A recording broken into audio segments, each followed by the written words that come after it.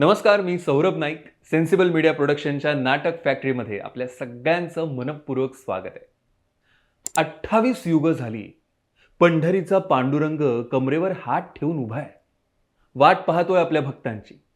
आणि तिथे तितकीच युग कमरेवर हात ठेवून रखुमाई वाट पाहतेय विठ्ठल कधी भेटेल याची. आता ही भेट अनेक वर्ष प्रलंबित आहे असं म्हणतात. पण लाडका विठुराया आपल्या रखुमाईला खरंच इतकी वर्ष भेटला नसेल?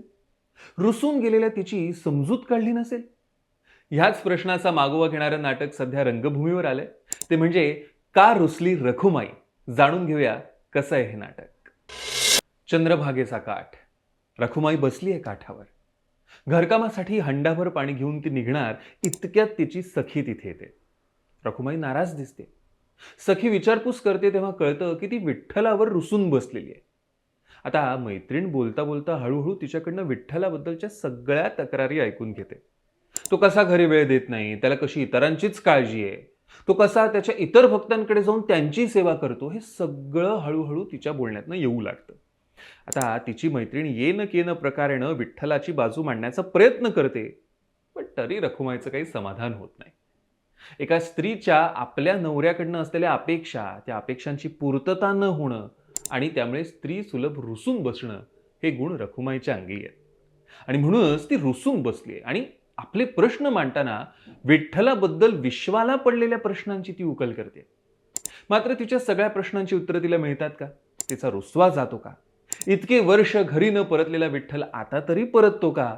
हे सगळं जाणून घेण्यासाठी हे नाटक पाहणं अत्यंत गरजेचं आहे. विठ्ठलाबद्दल आपल्या सगळ्यांनाच प्रेम आहे. आपण आपल्या नजरेनं विठ्ठलाला कायम पाहतो. पण जिचं विठ्ठलावर खरं प्रेम आहे, त्या रखुमाईच्या नजरेनं आपण त्याला कधी पाहिलंय का?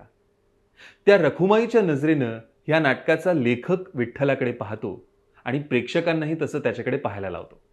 त्यामुळे प्रेक्षकांना एक नवा विठ्ठल सापडतो. या नाटकाचं लेखन विनोद रत्ना यांनी केलं असून ते छान झालंय. लेखक आपल्याला रखुमाईच्या रुसण्याचं कारण शोधण्यास भाग पाडतो आणि त्यासाठी तो वेगवेगळ्या संत साहित्याचा आधार घेत आधी तिच्या रुसण्याची कारण मीमांसा करतो. काही वेळानं प्रेक्षक स्वतः रखुमाईच्या रुसण्याला जस्टिफाय करू लागतात. हे लेखकाचं यश म्हणावं लागेल. ह्या नाटकाचं दिग्दर्शन पियुष कुलकर्णी यांनी केलंय. पियुष हा उत्तम संगीतकारही असल्यानं हा फॉर्मॅट दिग्दर्शक म्हणून हाताळताना तो उजवा ठरलेला आहे. नाटकातला स्टोरी टेलिंगचा पार्ट मुख्य पात्रांच्या तोंडी येतानाच तो गायन आणि निरूपणाच्या माध्यमातूनही प्रेक्षकांपर्यंत पोहोचायला हवा, हा त्याचा थॉट पटला. कारण बऱ्याचदा संत साहित्य असेल, त्याचे रेफरन्सेस हल्ली पटकन एकदा ऐकून समजत नाही. त्यामुळे प्रेक्षकांना कुठेच काही ह्यात अडत नाही आणि प्रयोगात गाणी असल्यानं तो तितकाच उठावदारही होतो. नाटकाचं संगीत साई पियुष यांनी केलेलं आहे आणि ते छान झालंय. नेपथ्य ऋतुजा बोठे यांनी केलं असून ते साजेसं झालंय. म्हणजे विठ्ठल मंदिर, चंद्रभागा, विठ्ठलाचं घर उपलब्ध रंगावकाशात अगदी सुरेख केलंय. प्रकाश योजनेचा पाठ सुद्धा आवडला.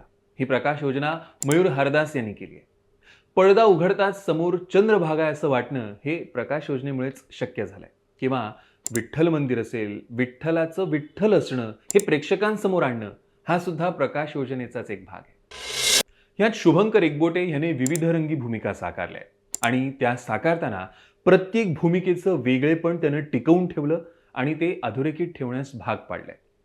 अदिती द्रविड सुद्धा देवाचं देवपण दाखवण्यात यशस्वी ठरली आहे आणि रखुमाईची भूमिका साकारणारी शुभांगी जाधव सुद्धा अप्रतिम. रखुमाईचं बाईपण आणि आईपण तिनं छान कॅरी केलंय. अभंग गीतं सादर करणारा कैवल्य केसकर हाही उत्तम गातोय.